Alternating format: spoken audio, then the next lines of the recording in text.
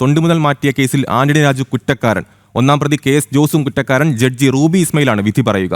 6 വകുപ്പുകളിലാണ് കുറ്റക്കാരൻ തെളിഞ്ഞത്. ഗൂഢാലോചനയും തെളിവ് നശിപ്പിക്കലും തെളിഞ്ഞു. വ്യാജരേഖ ഉണ്ടാക്കിയതിനും തെളിവ്. ഉപഹർജിയിൽ 2:30 ശേഷം അന്തിമ തീരുമാനം അറിയിക്കും. വിവരങ്ങൾ നൽകാൻ MS വീണയുണ്ട്. MS വീണ, നമുക്കറിയാം ഏറെ രാഷ്ട്രീയ കേരളം ഏറെ ഉറ്റുനോക്കുന്ന ഒരു കേസിലാണ് വിധി വരുന്നത്. ജനങ്ങൾ തിരഞ്ഞെടുത്ത ഒരു ജനപ്രതിനിധിയാണ് എന്നതാണ് ഈ കേസിലെ ഏറ്റവും പ്രധാനപ്പെട്ട കാര്യം. എന്തൊക്കെയാണ് വിധി സാധ്യതകൾ?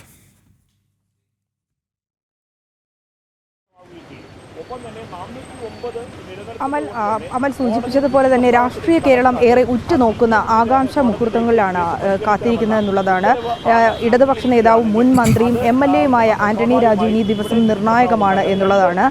ഇതിൽ ഏറ്റവും എടുത്തു പറയാനുള്ള കാര്യം പൊതുജനം ഏറ്റെടുത്ത ആൾ തന്നെ ഒരു ജനപ്രതിനിധിയുടെ ഭാഗത്ത് തന്നെ വലിയ വീഴ്ചകൾ സംഭവിച്ചു എന്നുള്ളതാണ്. അതും വർഷങ്ങൾക്ക് മുമ്പുള്ള ഒരു കേസ്. അത് വളരെ ഗൗരവത്തോടുകൂടി കോടതി അത് നോക്കിക്കാണുന്നു. അതിൽ ഗുരുതരമായിട്ടുള്ള വകുപ്പുകൾ ഉണ്ടായിരിക്കുന്നു. കോടതി ഇന്ന് ഈ കേസിന്റെ വിധി പറയാൻ പരിഗണിച്ചപ്പോൾ തന്നെ ആദ്യം വിധി പറഞ്ഞിട്ടില്ല എങ്കിൽ പോലും നടപടിക്രമങ്ങൾ ആരംഭിച്ച് കേസ് പരിഗണിച്ചപ്പോൾ തന്നെ കുറ്റക്കാരൻ എന്നുള്ള കൃത്യമായിട്ടുള്ളൊരു കോടതിയുടെ ഭാഗത്തു നിന്നുള്ളൊരു ഉത്തരവുണ്ടായിരിക്കുകയാണ്. കാരണം കോടതിക്ക് ബോധ്യപ്പെട്ടു എന്നുള്ളതാണ്. 1990 നടന്ന കേസാണ്. ആ കേസുമായി ബന്ധപ്പെട്ട് തൊണ്ടി മുതൽ നശിപ്പിക്കുവാനായിട്ട് കൃത്യമായിട്ടുള്ള ഇടപെടൽ നടത്തി, തെളിവ് നശിപ്പിച്ചു, ഗൂഢാലോചന നടത്തി, വ്യാജരേഖ ഉണ്ടാക്കി എന്ന് കോടതിക്ക് ബോധ്യപ്പെട്ടു. അതിനാൽ തന്നെ ഗുരുതരമായിട്ടുള്ള വകുപ്പുകൾ തെളിഞ്ഞിരിക്കുന്നു എന്നുള്ളതാണ്. ഇതിൽ അന്തിമമായിട്ടുള്ള ഒരു വിധി ഉണ്ടാകുന്നത് 2:45-നായിരിക്കും.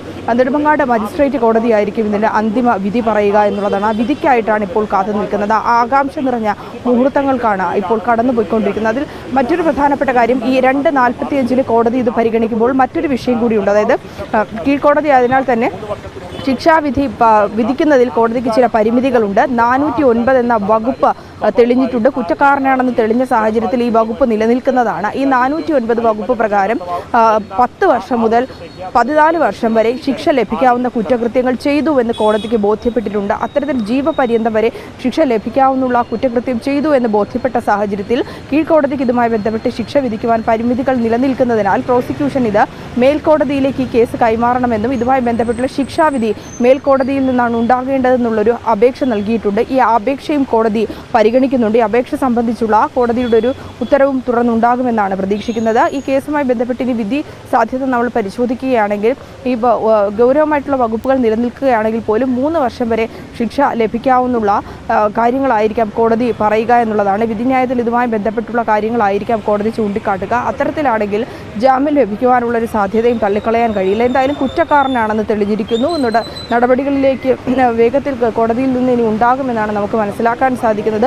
ഒരുപക്ഷെ ഉപഹർജി പരിഗണിച്ചുകൊണ്ട് മേൽക്കോടതി ഇതിൽ ശിക്ഷ വിധിക്കട്ടെ എന്ന് പറഞ്ഞു കഴിഞ്ഞാൽ ആന്റണി രാജു MLA-ക്കും ഇടതുപക്ഷ സർക്കാരിന് മേൽക്കുന്ന കനത്ത പ്രഹരം കൂടിയായിരിക്കും എന്ന കാര്യത്തിൽ സംശയമില്ല.